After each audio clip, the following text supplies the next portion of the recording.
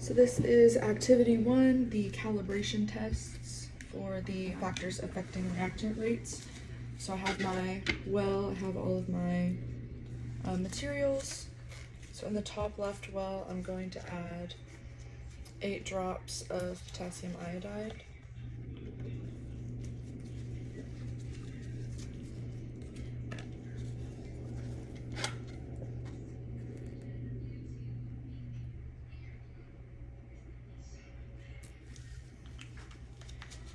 And then I'm going to add 2 drops of the hydrochloric acid to the solution.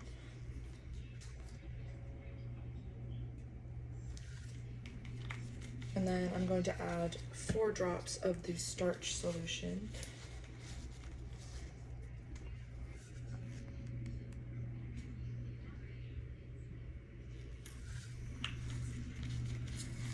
And then I have my sodium thiosulfate.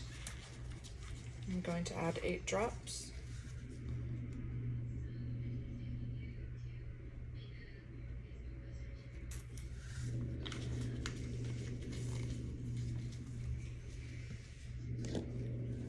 I'm going to swirl it.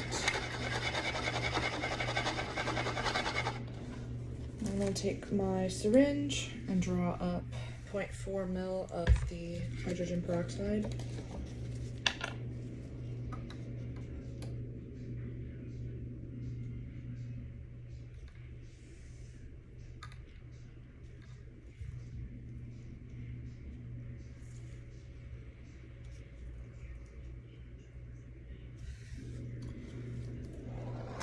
And I'm going to start my timer as I do this.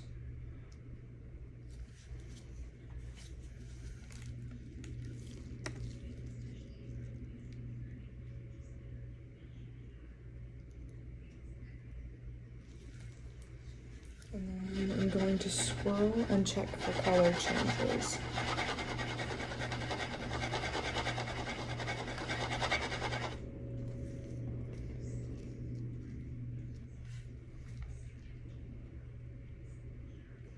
And that took about 24 seconds. Okay, so because my reaction took longer than supposed to, I'm going to redo with a reduced amount of the sodium thiosulfate. So I'm going to do the same thing, repeat the process in the second well.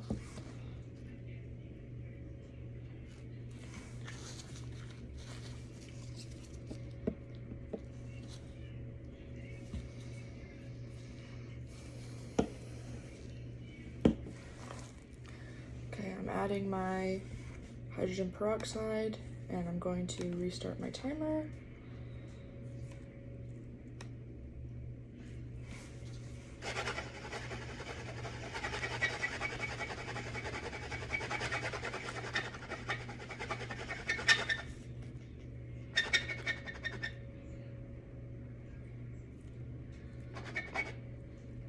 And it took 16 seconds for my solution to turn dark blue this round. Okay, I'm on my third well and I will be repeating the process with 6 drops of the sodium thiosulfate. I'm now going to do the portion where I add 9 drops of the sodium thiosulfate to the solution. So now I'm moving on to activity 2A with the concentration of potassium iodide. And I'm not going to record all of the process because it's going to take up a lot of the video. So I'll come back with my finished section 2. Okay, now I'm moving on to the concentration of the hydrogen peroxide, and I will be, so the last round for 2, the more water that was added, the longer that it took, so diluting the concentration had an effect on the time of the reaction. And in this, we're going to be playing with the concentration of the hydrogen peroxide and seeing how that affects the reaction time. Okay, so I'm moving on to changing the concentration of the hydrochloric acid, and I will be adding pure water to make the different percentages of hydrochloric acid to be used in the next section of the lab. Okay, so I'm now moving on to activity 3, continued, where I use, hold on, I need gloves.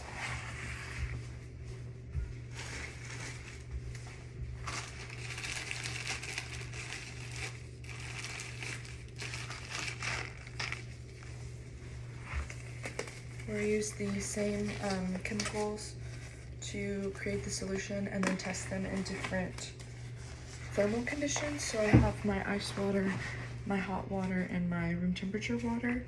So I'm going to prepare my solution with all of the chemicals and then come back. So I'm going to add my test tube into the cold water and add my, that was immediate. That was an immediate reaction in the cold water. I'm going to be adding my 0.4 of hydrogen peroxide to a clean test tube and let it sit in the temperature so that it serves as a, reaction. So I'm gonna put it in the cold water and lean it. Sorry, you can't see. And let it sit like that.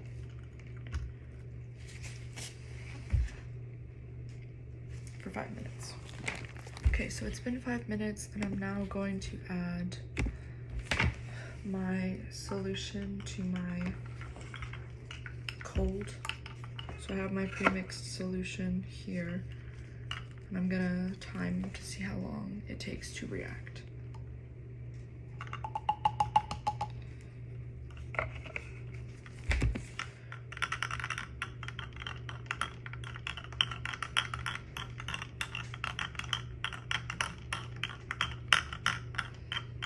And I'll do this same process with the room temperature and the hot water. Okay, so now moving on to activity 4, where we're using the copper sulfate. So I'm gonna add 1 drop of the solution to the well,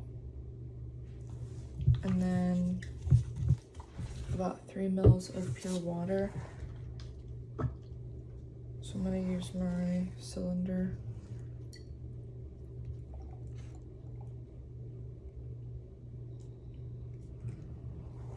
And add that.